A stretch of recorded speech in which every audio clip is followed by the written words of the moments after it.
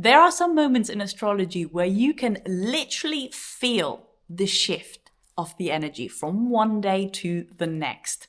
It's like a key being turned in a lock. Something shifts, things start flowing, things start moving out of the way, and all of a sudden you know that there is no turning back anymore where we are.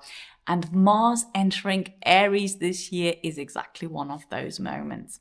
And that's because when Mars enters Aries, he's not walking into an empty room.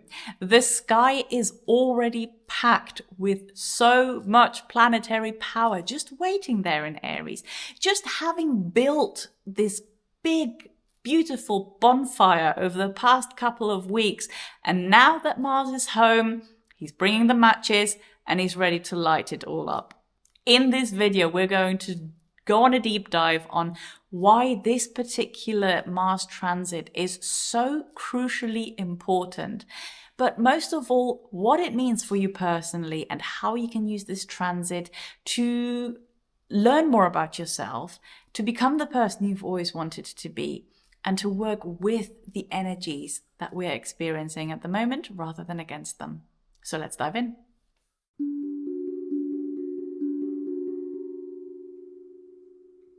So Mars, the planet of action, of ego, of will, of drive, of physical vitality and energy, is coming home to its home sign of Aries.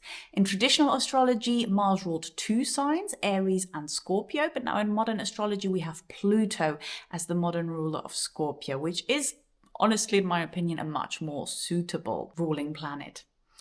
But Mars in Aries is where Mars gets to express itself at its most unfiltered, without having to take into account any other energies that might mediate the way that it expresses itself.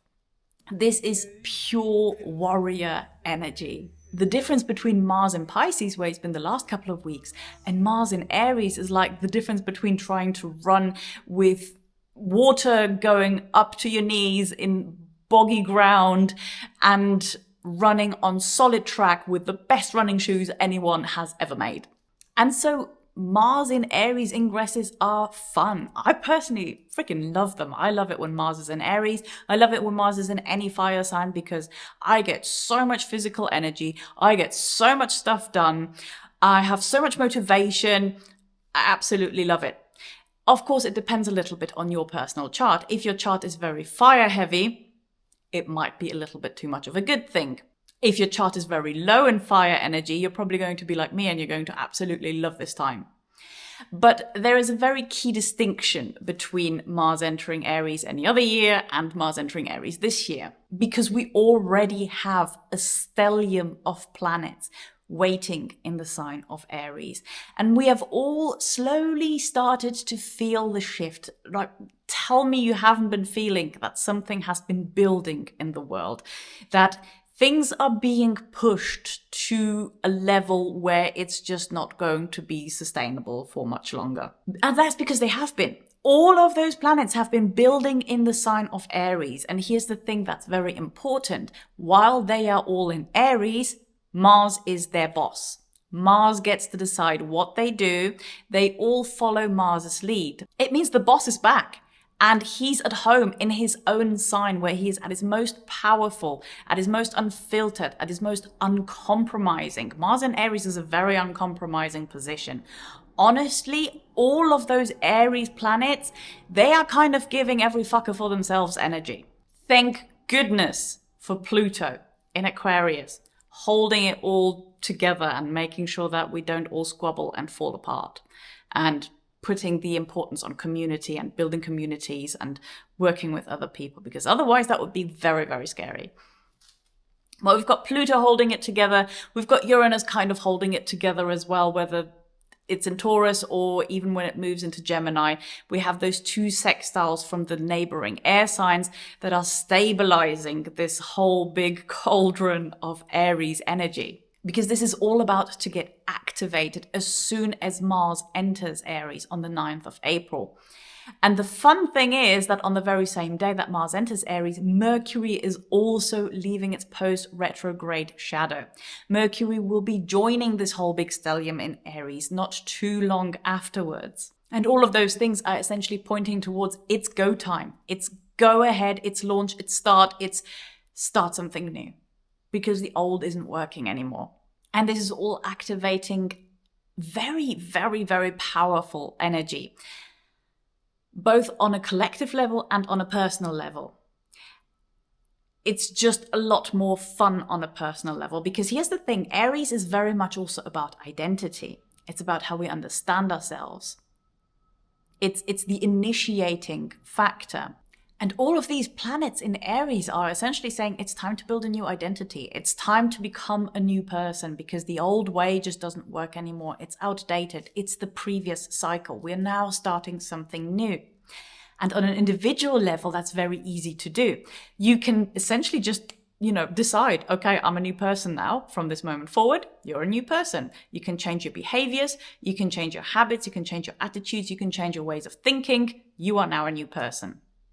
When we are talking about countries, institutions, organizations, large groups, companies, corporations, etc., it's not quite that easy, because there are a lot of moving parts and they all have to be pulling in the same direction for the whole thing not to fall completely apart. That's why on a personal level, this is an incredibly empowering transit. On an organizational and global level, things could get shaky. We don't talk about this so much on this channel because I prefer to focus on what we can personally do. But we need to at least mention this because Mars is the warrior and Aries is warrior energy. And we are seeing conflicts on a global scale. We are seeing things toppling, to put it that way. And once Mars starts to activate this big log fire that has been building in Aries, certain things are going to get torn down. And certain conflicts do have a potential to escalate, or new conflicts might emerge. And there is a possibility of that. And there's absolutely no point sugarcoating that. But it's all for the purpose of creating something new, of tearing down the old and creating something new, which is what's happening. And like I said, that's just a lot easier and smoother to do on an individual level than it is with large networks. The time to rebuild something on such a large scale it just takes a lot longer than it does for us personally. And even on a personal level, one thing to be wary of is this hot-headedness, right? With all of this Aries energy, which is then getting activated by Mars, it's impulsive energy, it's impatient, and it's very direct. And we might feel quite hot-headed and say things without quite thinking them through or thinking through how they might land, and then later on regret it. But the beautiful thing about Aries energy is that it's not, there's nothing vindictive about it. There's nothing brooding about it. It's easier to accept a heartfelt apology and feel it for what it is and make things up and move on past any kind of conflicts than it is in other signs. So now let's talk about who's already in the room that Mars is entering in this Aries stellium. First of all, we have Saturn. Saturn in Aries is the builder. This is where you build this new ego and this new identity that we have been talking about. Saturn makes you commit. It makes you build something slowly. And Saturn is in detriment in Aries, which I find really interesting that Mars is considered exalted in Capricorn, which is the sign that Saturn rules, but Saturn is considered in detriment in Aries, which Mars rules. It's just an interesting observation. Either way, Saturn does not function at his best in this sign. Saturn does not particularly like being governed by Mars. Mars wants to go fast and not really think too much. Saturn likes to think, take his time, and plan every move carefully. So Saturn is not quite able to do that to the extent that he would normally do that in Aries. The boundaries can more easily be pushed and toppled and have to be reconsidered every step of the way. Then we also have Neptune in Aries. Of course, we had this tremendously important Saturn-Neptune conjunction at 0 degrees Aries this year, which is totally becoming activated with Mars moving into Aries. Neptune in Aries dissolves our old identities. It dissolves who we used to be, and it makes us dream up new versions of ourselves. And there's actually something very beautiful about Neptune in Aries, because it puts the onus of our dreams and the fulfillment of our dreams back on ourselves. This is no longer waiting for Prince or Princess Charming to arrive and to save us. This is the energy of, I am creating my own dream, I am building my own dream, I am making my own dream my reality, and no longer wanting to just copy someone else's life that you have seen online, hoping that it will give you the fulfillment that you desire. We are taking charge, and we are building our own ideals and our own ideal versions of our lives. Then we have Chiron in Aries. This one's not fun. Chiron in Aries likes to point out our ego wounds. And Chiron has been in Aries for quite a while now. So this is all also getting activated. And a lot of people throw around ego wounds, but they don't actually tell you what an ego wound is. So let's talk about this a little bit, okay? An ego wound can be something like you thinking that you are a certain way, and then something happens. Life just slaps you in the face and shows you that no, this is not the way at all, and you are just full of yourself. Chiron in Aries will be very quick to point out to us in very clear ways where we have pigeonholed ourselves. And pigeonholing ourselves isn't necessarily always a bad thing. Sometimes we pigeonhole ourselves in that we think of ourselves as the kind of person that is never late. Let's take that as an example. You think of yourself as the person that's never late. You take pride in the fact that you're never late. And then you'll have like a Chiron activation or a Chiron transit, and something happens and you are terribly, terribly late, and people are really disappointed with you. That's the kind of thing that can get activated with Chiron in Aries. Anything that undermines what you fundamentally think of yourself. And these things are not pleasant. Chiron transits are not pleasant. They are there to heal us. They are there to make us stronger, but they're just not fun. I don't have a lot of good things to say about Chiron transits, other than they are necessary. They are for our good. Not particularly enjoyable while you're in the thick of it. Then we have the sun in Aries as well. Okay, this is a great one because the sun is exalted in Aries. The sun in Aries gives us courage. It gives us independence. It gives us the drive and the vitality to do the things that we want to do, not to impress other people, but that we want to do for ourselves. It's a very character building position and placement. And it also brings a little bit of a playful side to all of the other heavy hitters that are already in the sign of Aries. It lightens things up a little bit. Then we also have the planet Eris in Aries. Eris is one of the newer dwarf planets that have been discovered a few decades ago. It is the planet of strife and discord and wrath. Not particularly fun either. Eris has been in Aries for a very long time. It's a very slow-moving planet. It is even further out than Pluto, so it has a very, very long orbit. And the best way I can describe Eris in Aries is the point that you have maybe seen other people reach, or maybe you have even reached this point yourself when you're in an argument or when you're in a fight and you reach a point where you just don't care anymore and you just want to hurt, you just want to destroy. That's Eris in Aries. So that's what Eris in Aries energy is. Also not very comfortable, not very pleasant, not very nice, but very, very honest, and reaches a very deep point in our psyche that we don't usually give any attention to. And then soon after Mars enters Aries, Mercury will also join in the sign of Aries. This is where our communication becomes very direct, very quick, very to the point. It's a sign, it's a placement which is very courageous in not just our actions, but also our words. So we're going to have brave, courageous words that we speak, and Mars gives us then the power and the follow through to actually back those up with actions as well, and not just talk a big game, but actually play a big game. Mercury in Aries makes us think very, very quickly.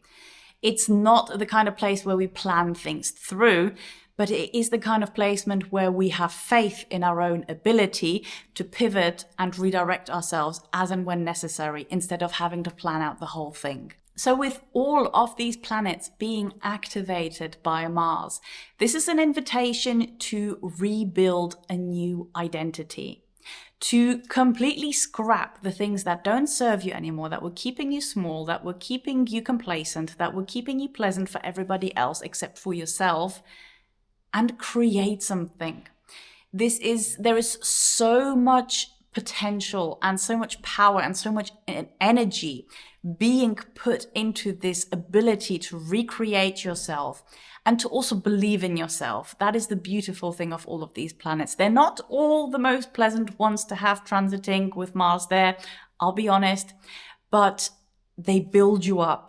Even any unpleasant situations that come up, even any conflict that comes up, serves the purpose of building you up, of giving you the confidence and the power to become the person that you always said you wanted to be. So how to use this in your life? First of all, you want to find out which one of your houses is ruled by the sign of Aries, because this is where all of this change is going to be birthed. Obviously, you're going to take it out into your entire chart and into your entire life, because an identity is something that kind of follows us around everywhere we go.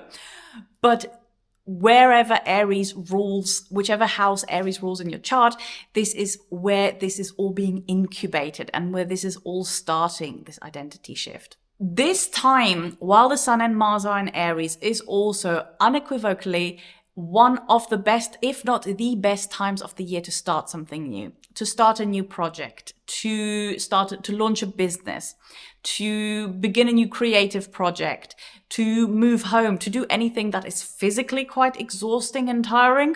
Perfect time for that. It's a good time to make decisions quickly on the fly and without too much deliberation. And if that's something that freaks you out a little bit, just thinking about it, you just flow into the trust of Aries energy that you will be able to figure things out as you go along. For your health and well-being, it's worth keeping in mind that this is a very, very fiery time period. We're going to feel very vitalized, very energized, but we could make ourselves more prone to burnout if we don't consciously take the time to rest as well.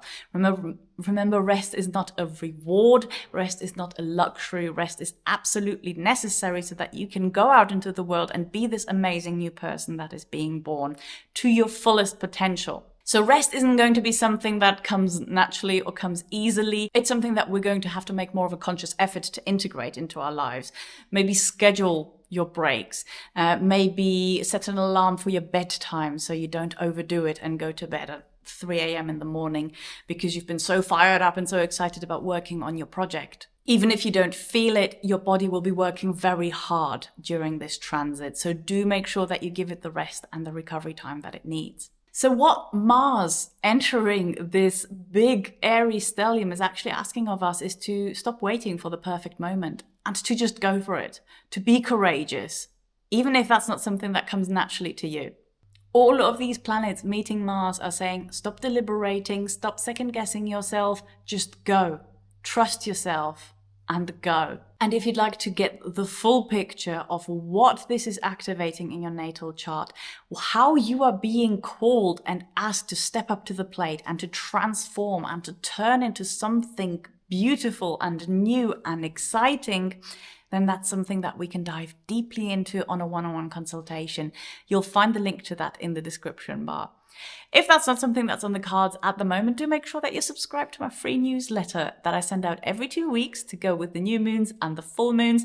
That newsletter is full of manifestation techniques, journal prompts, workbooks, and lots of fun, useful, enjoyable stuff that you can do to tap into the current astrology and make the most of the energies to work with what's happening rather than against it.